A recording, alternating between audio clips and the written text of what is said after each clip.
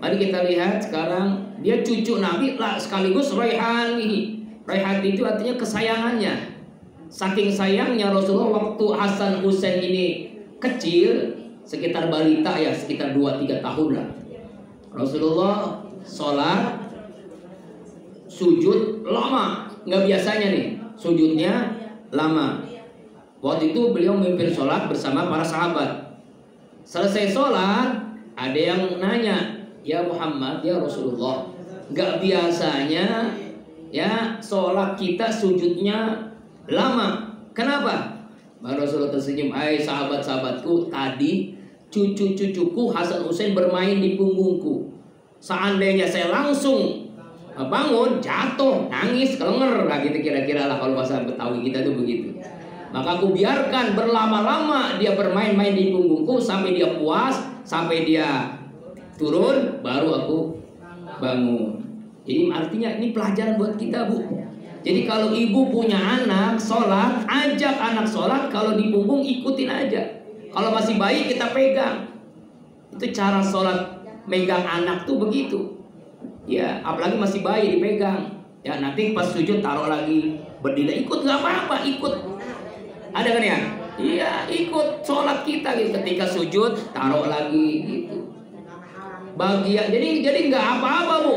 Walaupun biasanya kalau kita kan biasanya begini tangannya nih. Allahu Akbar. Kan karena bawa bayi, ya nggak apa-apa begini. Jadi megangnya nggak usah begini, supaya bayi nggak jatuh. Kalau begini jatuh. Ya. Jadi kita pegang itu anak kita, cucu kita, sholat ikutin saja. Itu cara pembelajaran. Nanti anak yang cucu yang kita pegang itu menjadi ahli sholat, gitu maksudnya. Itu Hasan Husain begitu contohnya. Rasulullah itu membiarkan. Namanya bocah main biasa, ya iya kalau bocah main bercanda namanya bocah, biarin saja. Yang penting kita ajak ke musola, ajak sholat. Jadi jangan sampai kita ngomel anak-anak kecil main di masjid, jangan, biarkan saja. Yang penting tangan jangan mengotori masjid, kita atur, kita berikan peringatan. Kan ada orang yang jutek atau judes sama bocah. Nggak boleh lo main ke masjid lo. Waduh, hati-hati, Bu. Ini parah namanya, ini belum ngerti agama. Ya, justru anak diajak ke masjid supaya nanti dewasa rajin ke masjid. Namanya bocah bercanda biasa, kita atur. Makanya ngaturnya itu yang berabe. Oh, itu memang berat, itu ujian namanya. Ujian kesabaran. Kan saya banyak tuh anak TK TP di Kolbun Salim 100 lebih. Itu kalau ngaji, aduh bocah bocil. Makanya Kolbun Salim pengen kayak begini nih. Nggak kotor, pada kotor kan. Itu ngecat udah 3 kali ngecat. Putih, emang saya sengaja putih. Kenapa putih? Karena kan sesuai dengan zikir putih, hati putih, cat putih supaya kita meresap hati itu. Kotor terus tuh. Namanya bocah, tangan lah, kaki lah, aduh. Makanya pengen solusinya satu, di keramik. Cuma masalahnya nggak punya duit. Iya. Mudah-mudahan ada yang aduh ustadznya keramik. Ya ini ustadz nih, pokoknya semua keramik saya tanggung. Apa tanggung jawab? Benar ya, alhamdulillah misalnya. Alhamdulillah. Murah ya, paling berapa juta ya. Yang punya duit miliaran berapa juta ya? Ada masalah. Insya nggak mampu, doain. Jadi jangan suuzon. Doain, ya Allah, mudah-mudahan Ustadz ada yang ngasih uang 1M bisa kawin. Ada yang nyeletuk, kawin lagi 1M. Enggak untuk Kolbun Salim misalnya. Dan nggak ada yang mustahil bagi Allah. Ya, yang penting kita niat lurus, ya, tujuan lurus, nanti Allah berikan kemudahan. Amin. Tuh, jadi artinya di sini menjelaskan sikap kita kepada anak cucu, sholat, ajak sholat. Dia bercanda, namanya juga bocah. Kita sabar ngajarinnya, sabar ngaturnya. Kalau masih bayi seperti itu caranya. Nah ini Hasan Husain ini kecucu sayangan Rasulullah SAW. Bahkan Rasulullah mengajarkan kan, ketika masih kecil itu kan dari awal itu diajarin, dikomatin telinga kanan, telinga kiri. Terus dikasih apa?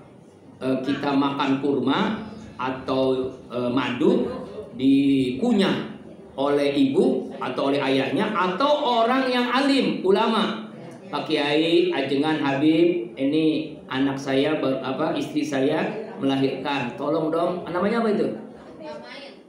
Bukan. Dia apa namanya? Tahnik. Ya tahnik ya. Kasih kurma, kurmanya dikunyah sama kiai. Dan kiai itu bukan hanya ngunyah doang, Bu. Ngalusin, doain, dibacain ayat tuh. Lalu kasih. Jadi pertama kali bukan ASI, Bu, bukan ASI sebenarnya. Itu dulu dikasih ke bayi yang baru lahir. Madu boleh, madu boleh. Kan madu itu kan sehat ya. Kalau ibu di madu, madu sehat, madu sehat, madu sehat, madu sehat. Makanya bayi dikasih madu supaya sehat. Salah tadi salah. Iya, bercanda. Jangan ngantuk ngajinya, jangan ngantuk. Tuh, setelah itu apa? Setelah ajan qomat di akekah. Akekah itu apa? Nyembelih kambing, 1 ekor kambing untuk perempuan, 2 ekor kambing untuk laki-laki. Ini sekarang udah mulai jarang nih. Kadang maaf nih, ibu-ibu, bapak-bapak lebih mentingin anak ulang tahun daripada akekah. Akekah ajaran siapa? Rasulullah. Ulang tahun ajaran siapa? Panjang umurnya. Itu, Bu, dibela-belain sampai jutaan.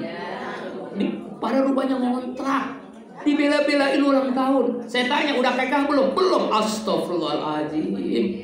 Ya, Bu, ibu pengen dapat syafaat anak, akekahin anak.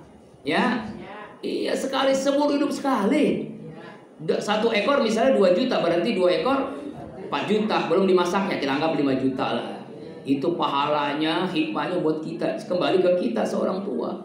Berikan syafaat, Ibu ya, insya Allah. Akekah. Setelah akekah, kasih nama yang baik. Kenapa? Nama doa. Nama itu doa. Nama saya waktu lahir namanya Ahmad Hamzah. Baru tahu kan? Ada yang tahu nama saya Ahmad Hamzah? Ada yang tahu belum? Belum tahu ya? Berarti belum tahu nih. Ya nggak tahu dah. Ceritanya dulu, zaman dulu, bocah ini sakit-sakitan. Katanya keberatan nama, diganti namanya, begitu ceritanya. Jadi Ahmad Hamzah lagi saya. Bagus Hamzah ya. Bangga ya. Ya itulah, nggak tahu lah, wallahu alam dah ya. Karena kebiasaan begitu, kalau sering sakit-sakitan katanya keberatan nama, ganti nama. Tahu berat apanya, ngerti dah, digantilah. Itu ceritanya, Bu.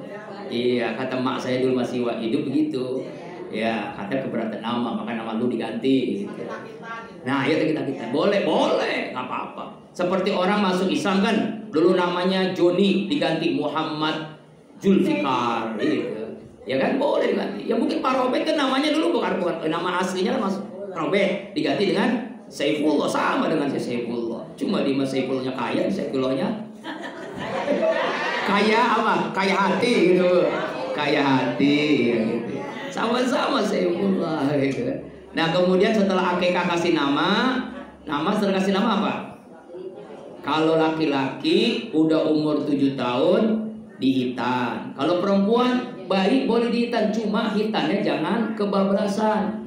Sebab kalau hitan kebablasan, Bu, kita itu sunat. Itu anak nanti nggak demen sama laki-laki. Apa prigitas namanya?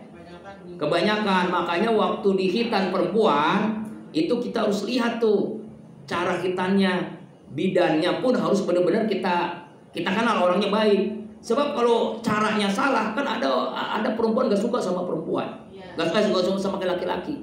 Kenapa? Karena waktu dihitannya tuh hati-hati. Maka hitan bagi perempuan bukan wajib hukumnya enggak dihitan juga nggak apa-apa. Iya nggak apa-apa karena sunnah kan nggak wajib. Iya, kebalikannya.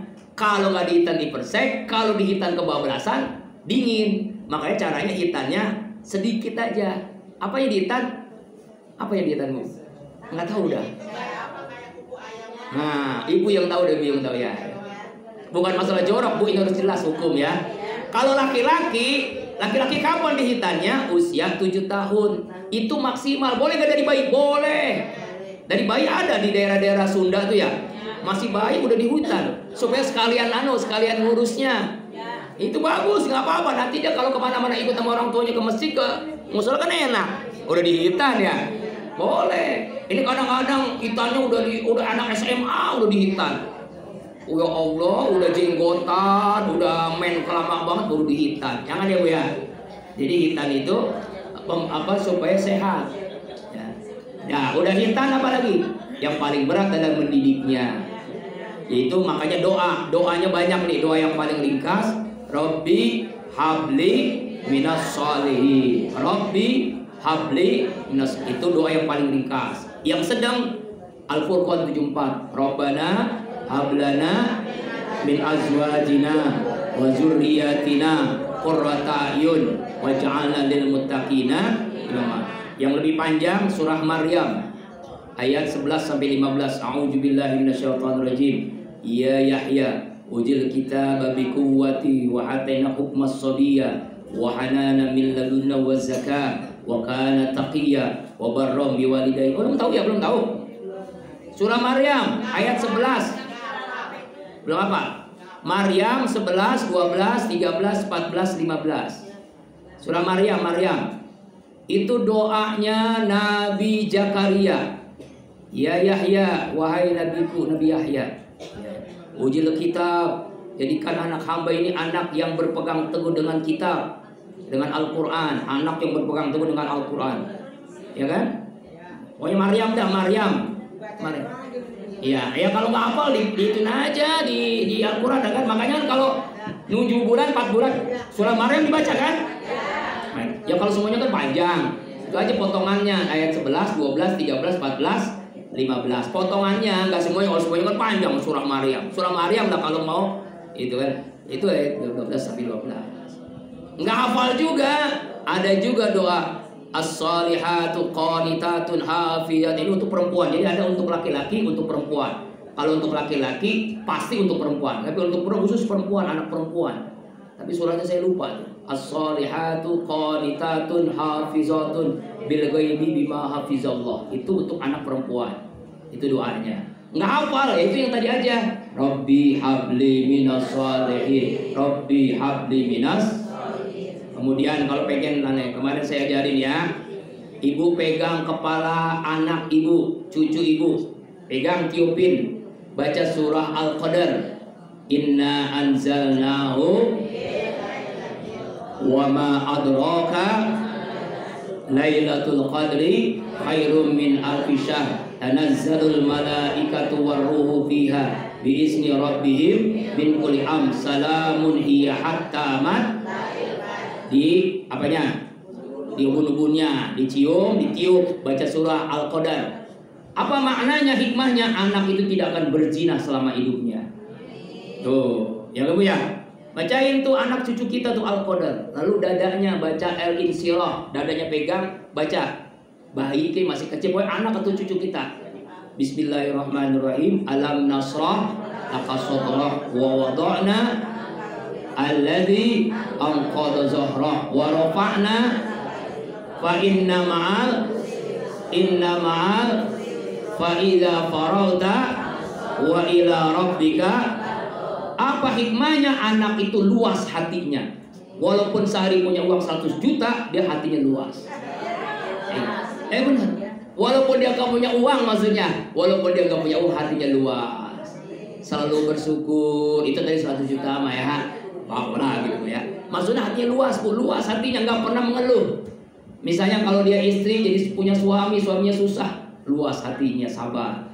Orang kaya apalagi, suaminya kaya atau dianya kaya, hatinya luas. Jadi hatinya luas dah, nggak bakalan putus asa. Sama aja pokoknya anak cucu yang udah gede bacain itu nih Al-Qadar, hati. Ya nggak apa-apa, ya kan perempuan, sama-sama perempuan. Ya kalau ibu ya anak perempuan, kalau suami ibu ya anak laki-laki begitu. Anak laki-laki gampang, malah anak perempuan laki-laki enak pegang. Gitu. Ya. Ya enak perempuan laki-laki lo pegang nggak nama dengan CT-nya. Kalau anak perempuan sama ibunya, anak laki-laki sama bapaknya begitu. Apain lu katanya, atau kasin katanya. Ini ketinggalan. Iya. Mau didoain gitu, doain supaya jadi anak soleh gitu ya. Tuh, paham ya Bu ya? Al-Qadar di kepala, Al-Insyirah di. Lalu juga ajarin akhlak, ajarin. Nah ini nih, mana saya ajar nih, Bu, ngajarin anak nih salaman aja banyak yang salah anak-anak kita. Salaman itu nih begini. Ajarin, makanya ibu yang ngajarin. Mungkin sama gurunya lupa ngajarin. Ibu yang ngajarin, cucunya. Nih salaman yang saya ajarin nih. Ini pertama nih, ini namanya takziman. Nih, ini mulut ketemu ini tuh, bibir ketemu tangan. Yang pertama, yang kedua, nih dalamnya nih. Oh, apa itu maknanya? Ini namanya takziman, memuliakan orang tua, memuliakan guru. Kalau ibu kepada suami memuliakan suami, takzim. Kalau kita memuliakan guru, memuliakan orang tua, memuliakan anak, memuliakan orang tua, maka nanti Allah muliakan kita. Tuh. Terus ini tabarukan namanya. Apa tabarukan? Mengambil berkah. Rezekinya barokah, rumah tangganya barokah, ilmunya barokah. Berkah. Apa berkah? Bertambahnya kebaikan terus, berkah terus rezekinya. Iya tuh begitu. Oh, ini boro-boro ini mah. Oh, gitu.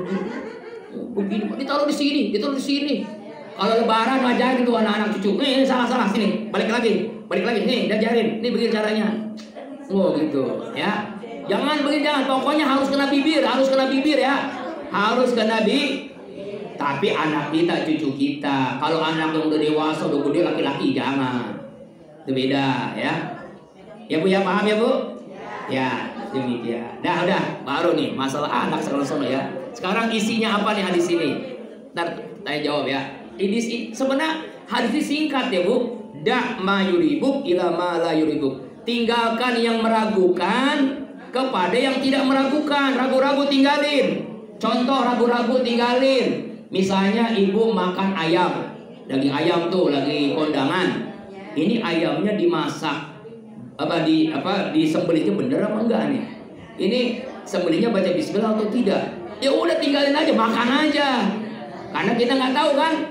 Yang penting kita husnuzon, baik sangka kepada tuan rumah, ngasih makan ayamnya dipotong dengan yang baik. Bu, kenal Ustadz Hadi Hidayah? Cerdas banget kan? Pinter banget Bu. Apa rahasianya? Ibunya. Nah itu, ibunya tuh nggak pernah ngasih makan ayam dari beli-beli seperti KFC, kemudian beli di warung, nggak pernah. Apa? Motong dewek. Atau kalau nggak motong dewek, dia bawa ke kiai, ke ustaz, tolong potongin ayam saya. Tuh, dia ngeliat tak? Dan emaknya ngeliat langsung baca bismillah, Allahu Akbar. Itu berpengaruh Bu, itu berpengaruh kepada anaknya jadi cerdas, pinter. Tuh, kenapa Mbak yang dia makan dari yang halal? Kalau kita kan pengen enak Pak ya, beli ke pasar, beli ke KFC udah nyala. Udah jadi ya. Kalau ayamnya benar halal sih, motongnya nggak benar. Motongnya benar sih, cuma dicampur dengan apa tuh kalau supaya ayamnya gede tuh, ya formalin lah, disuntik lah, apalah, itulah yang menyebabkan anak kita kok nggak cerdas kayak Adi Hidayat. Kok udah pinter banget, Al-Quran hafal, hadis hafal, sampai pojokan hafal. Masa ini mah hadis kecil Bu, ini mah 40, dia mah ribuan hadis hafal. Karena orang tuanya begitu. Tuh, jadi berpengaruh. Sama juga Ustadz Arifin Ilham almarhum. Saya tanya ke mamahnya, kenapa sih punya Ustadz kayak Ustadz Arifin? Apa rahasianya? Saya, kata mamahnya, semua masih hidup, tanya aja kalau nggak percaya. Saya gini, saya ini kata mamahnya tidak pernah marah kecuali yang baik-baik. Waktu itu dia pernah marah, pada saya jelasin kemarin, ya Ustadz Arifin masih kecil tuh, ya nakal ya, namanya anak-anak pasti nakal kan, ya dia ngambil bekas kotoran orang, maaf BAB tuh, dibuang ke kali itu kan ada yang lagi nyapu, lagi nyuci, namanya nyuci kan dulu kan di kali kan, itu orang pada kotoran, marah-marah orang kan, marah nadu ke emaknya, dipanggil, Arifin sini, kemari. Lalu dijewer ya, jewer kenceng tapi jewernya bagus. Kiai lu, ustadz lu, ulama lu, akhirnya jadi ulama. Jadi marahnya ibu marah yang baik.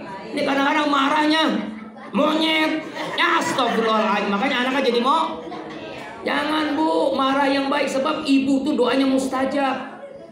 doanya mustajab, laknatnya juga mustajab. Ibu doain anak nih, mustajab. Ibu melaknat anak, mustajab. Maling kundang. Kenapa maling kundang? Karena dilaknat emaknya. Hati-hati itu ibu-ibu itu, pokoknya kalau emak itu doanya mustajab dah. Mau doanya mustajab. Ada lagi. Iya, makanya ibu kalau manggil anak, kalau marah yang baik-baik, soleh, atau jadi kiai lo, jadi hafiz lo. Nah, doain yang baik-baik, walaupun marah yang baik. Nah, Sudes, kenal Sudes, imam besar Masjidil Haram.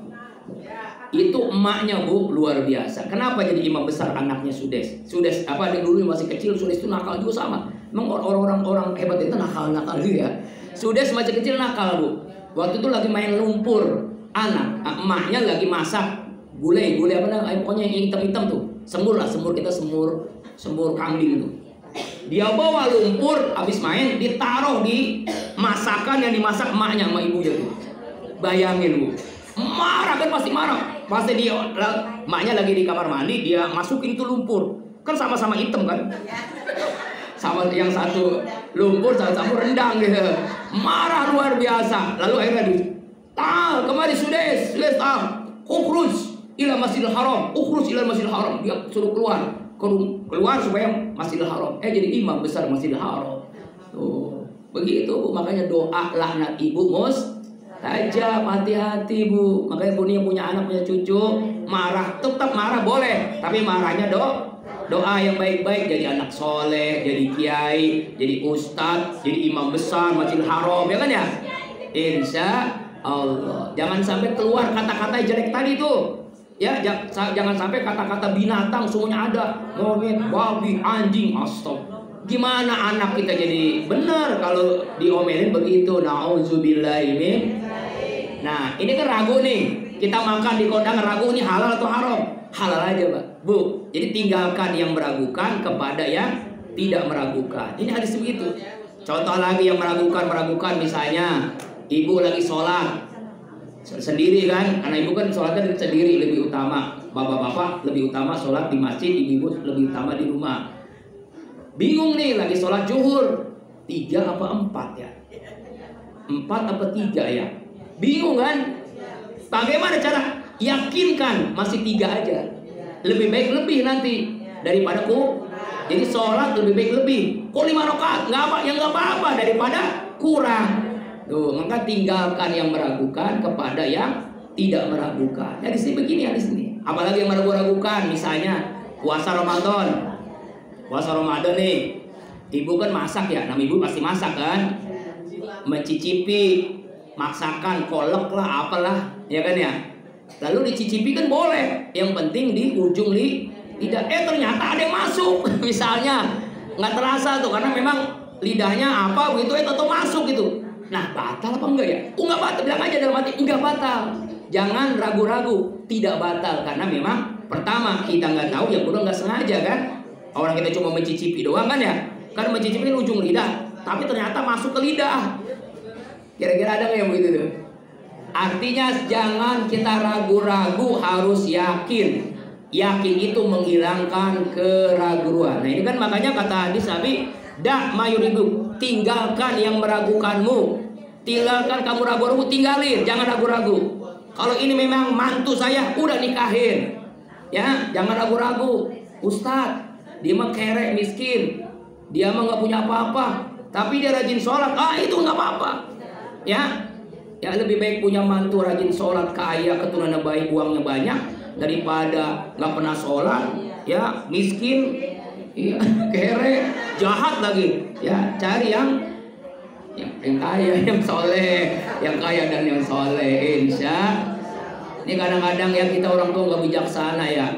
Ya Allah, kalau cuma lulusan pesantren, ya lu jadi apa anak gua, ntar lu kasih makan apa? Yang datang nih calon mantu, mobilnya mah, wah, motornya bagus, wah, duitnya bagus. Ditanya begini, lu mau nikahin anak saya, kerja di mana? Lu punya apa? Gajinya berapa? Orang-orang sekarang, kalau orang tua-tua dulu nanya begini, lu mau nikahin anak saya, lu udah berapa juz Al-Quran hafal? Lu udah bisa hafal hadis apa? lo bisa ceramah di mana? Ah, itu Bu pertanyaannya. Kira-kira gimana Bu? Ya. Jadi kalau ragu-ragu, makanya ada namanya sholat istikharah. Apa itu sholat istikharah? Menghilangkan keraguan. Kita ragu-ragu nih mantu kita yang A apa yang B, meragukan nih, sama-sama solehnya, tapi yang satu kaya, yang satu miskin. Ya, tapi yang miskin ini hafal Quran misalnya, tapi kita pengen yang kaya juga kan, boleh kan? Boleh. Cuma ragu-ragu nih, sholat istikharah. Ma khoba kata Nabi, man istihara, tidak akan rugi orang yang istikharah. Sholat 2 rakaat, sholli sunatan istikharah rakaataini mustaqbilal kiblati sunnatan lil tarsainian. Sholat istikharah 2 rakaat menghadap kiblat. Setelah itu doa istikharah. Ya, ada doanya kan? Nggak hafal, lihat buku, nggak apa-apa. Atau pakai bahasa Indonesia. Ya Allah, jika ini menurut agama pilihan terbaik ya Allah, pilihlah ya Saifullah aja ya Allah, Saifullah aja ya Allah. Baik Saifullah Robert atau Saifullah ini gitu ya, yang punya Kolbun Salim nggak apa-apa. Ya, mau yang pilih mana, Saifullah yang Pak Robert atau Saifullah yang punya Kolbun Salim gitu ya. Istikharah Bu, istikharah nanti Allah berikan pilihan. Lalu lewat apa pilihannya? Macam-macam. Bisa lewat mimpi, bisa lewat ada orang yang ngomong. Misalnya ibu ketemu sama orang soleh, orang ahli ibadah. Ya, Pak Kiai, saya istikharah tapi belum dapat pilihan dari Allah. Kriterianya begini. Nanti Pak Kiai akan menjawab setelah dia istikharah lagi juga sama. Istikharah, lalu nanti dijawab nanti ya 3 hari saya jawab. Setelah 3 hari saya telepon, Pak Kiai jawabannya gimana? Pilih yang ini Bu ya. Nah kita hati-hati itu pilihan dari Allah karena kiainya adalah orang yang ahli ibadah. Jangan kiai yang cari duit ya. Kalau cari duit gak dapat tuh. Biasanya orang ahli ibadah. Ada banyak Bu. Misalnya ceramah pakai tarif. Bu banyak. Apalagi musim maulid nih Bu. Banyak banget Bu. Nih ustadz itu ada 4. Saya pernah jelasin nih 4 tipe ustadz, tipe kiai. Pertama tipe air hujan. Apa itu air hujan? Turun kemanapun, tidak pernah milah-milih tempat. Diundang orang kaya datang, diundang orang miskin datang. Dia walaupun nggak diundang dia datang terus. Ini tipe air hujan. Yang kedua tipe air sumur. Apa itu air sumur? Semua orang datang karena memang untuk dapat air itu. Contohnya Majlis Al-Zikra, Agim, ya Ustadz Abdul Somad yang punya pengajian. Selalu ada pengajian tuh gini Bu sama. Orang pada datang untuk ke rumahnya. Nah itu tuh, ya nggak diundang, kita yang datang karena ingin dapat air itu. Nah yang ketiga dan yang keempat ini yang jelek. Tapi yang ketiga tipe air pump. Tahu air pump Bu? Nah bayar dulu baru keluar air. Air pump gitu kan? Ya ngundang tuh bayar dulu pakai DP lagi. Banyak nggak Bu? Banyak ustaz yang sering di TV tuh kadang begitu tuh. Kecuali almarhum Ustaz Arifin enggak ada. Nah, saya kan lama deh dampingi Ustaz Arifin, 5 tahun saya dampingi. Beliau nggak pasang tarif, mau dikasih berapapun diterima. Iya begitu. Nah, tapi kalau orang yang begini Bu, itu jangan dipanggil ceramah Bu, karena bahaya. Karena dakwahnya tidak masuk ke hati. Iya. Nah, pokoknya kalau pasang tarif apalagi pakai DP jangan diundang. Karena bahaya. Karena nggak masuk hati nanti, hanya ceramah doang, hanya ilmu aja hebat, tawa-tawa doang ceramahnya. Yang keempat lebih parah lagi nih, tipe air comberan. Apa air comberan Bu? Kotoran bercampur, itu ada kotoran tai, ada macam-macam bercampur. Artinya adalah kiai ini ustadz ini ngomong nyuruh tahajud nggak pernah tahajud, ngomong ke masjid nggak pernah ke masjid, tinggalkan riba, dia paling banyak makan harta riba. Jadi antara omongannya tidak sesuai dengan perbuatannya, comberan, bercampur antara hak dengan yang batil. Jadi yang bagus cuma 2, tipe air hujan, tipe air sumur, itu yang bagus. Itu ustadz yang begitu yang diundang. Tuh, mudah-mudahan ya Ustadz Majlis Azir itu istiqomah. Ya, kita Bu, alhamdulillah harus binima, kita tuh setiap Sabtu keliling masjid-masjid mana-mana, namanya subuh berkah, subuh keliling. Jadi kalau ibu punya masjid, punya musola, silakan undang-undang kami lewat saya bisa.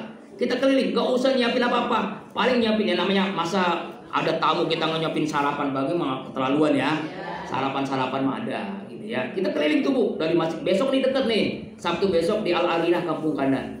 Kita keliling tuh, daerah Depok, daerah Tangerang, daerah Bekasi, daerah Bogor. Setiap Sabtu ada 4 ustadz 4 ustadz saya termasuk Ustadz Sarifudin, Ustadz Mardani Ismail dan Ustadz Muslim. Namanya Suber Suling, subuh berkah, subuh keliling az-zikro. Kita keliling ke masjid-masjid.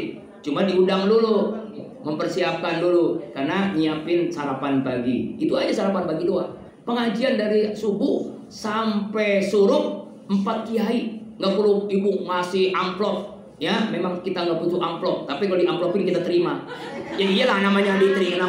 Nggak ada doa tolak. Yang ada doa tolak bala. Tolak rezeki ada nggak? Nggak ada. Tolak bala mah nggak ada. Sebab ada yang paham bu. Ada yang paham. Seperti Sabtu kemarin tuh paham tuh. Masjidnya EDKM-nya menyiapkan. Ini ustadznya kita kasih lah, kita kan cerah enggak. Ini untuk ustadz untuk transport bensin. Oh ada yang paham. Tapi kalau ada juga yang nggak paham nggak apa-apa. Yang penting mah sarapan pagi mah dapat kan. Masa sarapan pagi mah nggak dapat bisa mah keterlaluan ya. Kita ada 40 motor keliling kemana-mana bu. Nah itu setiap Sabtu. Ngelanjutin perjuangan almarhum Ustadz Adi Pinilha setiap Sabtu subuh. Nah itu diantara tipe air hujan, tipe air hujan. Jadi kalau ibu mau ngundang silakan masjid atau musola, ya koordinasi sama suami ibu untuk mengundang. Ya 4 ustadz bayangin, nggak perlu dibayar, nggak perlu diongkosin. Yang penting ngasih sarapan pagi bukan untuk saya juga, untuk jamaah kan semua rame-rame kita makan. Rame-rame ada yang kebuli, ada yang apa. Tapi alhamdulillah sampai hari ini ada dapat rumah makanan mah dapat. Alhamdulillah. Ya namanya tamu kan. Jauh-jauh. Ya itu namanya tipe air yang terbaik. Jadi tipe kalau ibu mau ngundang ceramah 2 tipe ini. Tipe air hujan dan tipe air sumur. Ya itulah tipe ustadz insyaallah yang diajarkan oleh Rasulullah Sallallahu Alaihi Wasallam. Demikian ya. 5 menit lagi ada pertanyaan. Kalau tidak saya doa langsung. Cukup? Ada pertanyaan? Nggak ada ya? Nggak ada. Insyaallah.